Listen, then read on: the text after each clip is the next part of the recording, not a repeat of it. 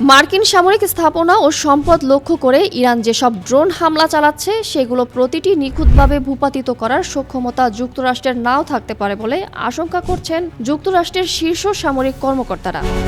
মঙ্গলবার ক্যাপিটল হিলে আইন প্রণেতাদের সঙ্গে এক দ্রুতোদ্ধার বৈঠকে এমন আশঙ্কার কথা জানিয়েছেন মার্কিন joint chiefs of staff chairman general Dan Kane. কর্মকর্তারা জানান, ইরান বর্তমানে তাদের স্বল্প মূল্যের শাহেদ ড্রোন ব্যবহার করছে। অত্যন্ত নিচ দিয়ে এই ধীরগতিতে ওড়ার কারণে এসব ড্রোন সাধারণ আকাশ প্রতিরক্ষা ব্যবস্থাকে ফাঁকি দিতে ব্যালিস্টিক ক্ষেপণাস্ত্রের চেয়েও বেশি কার্যকর বলে মনে করা হচ্ছে।